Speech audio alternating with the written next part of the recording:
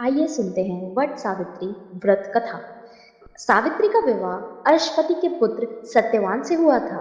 नारद जी ने अश्वपति को सत्यवान के गुण और धर्मात्मा होने के बारे में बताया था, लेकिन उन्हें यह भी बताया था कि सत्यवान की 1 साल बाद ही मृत्यु हो जाएगी। पिता ने सावित्री को काफी समझाया, लेकिन उन्होंने कहा कि वह सिर्फ सत्यवान से ही विवाह करेगी और किसी से नहीं।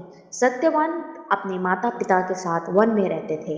विवाह के बाद सावित्री भी उनके साथ ही रहने लगी। सत्यवान की मृत्यु का समय पहले ही बता दिया था, इसीलिए सावित्री पहले से ही उपवास करने लगी। जब सत्यवान की मृत्यु का दिन आया तो वह लकड़ी काटने के लिए जंगल में जाने लगा। सावित्री ने कहा कि आपके साथ जंगल मैं भी जाऊंगी।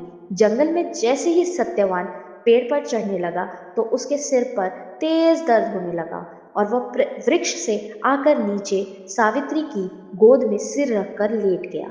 कुछ समय बाद सावित्री ने देखा कि यमराज के दूत सत्यवान को लेने आए हैं। सावित्री पीछे पीछे यमराज के चलने लगी। जब यमराज ने देखा कि उनके पीछे कोई आ रहा है तो उन्होंने सावित्री को रोका और कहा कि तुम्हारा साथ सत्यवान के साथ धरती तक ही था।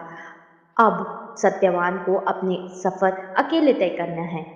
सावित्री ने कहा, मेरा पति जहां जाएगा मैं वहीं उनके पीछे जाऊंगी, यही धर्म है। यमराज सावित्री के पतिव्रता धर्म से बहुत प्रसन्न हुए और उन्होंने एक वरदान मांगने को कहा। सावित्री ने अपने सास ससुर की आंखों की रोशनी मांगी। यमराज ने वर देकर आगे बढ़े। फिर से सावित्री पीछे आ गई। फिर एक और वरदान मांगने को कहा। तब सावित्री ने कहा कि मैं चाहती हूँ मेरे सास ससुर का खोया हुआ राजपाट वापस मिल जाए। यह वरदान देकर यमराज आगे बढ़े। इसके बाद फिर वह सावित्री पीछे चल पड़ी।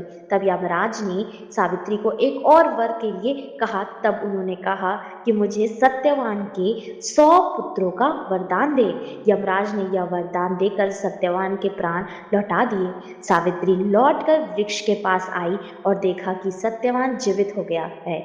वह उसे साथ लेकर सास ससुर के पास पहुंची तो उन्हें नेत्र ज्योति प्राप्त हो गई थी तथा उनका राज्य उन्हें वापस मिल गया। धार्मिक मान्यताओं के अनुसार माता सावित्री अपने पति सत्यवान के प्राणों को यमराज से छुड़ाकर ले आई।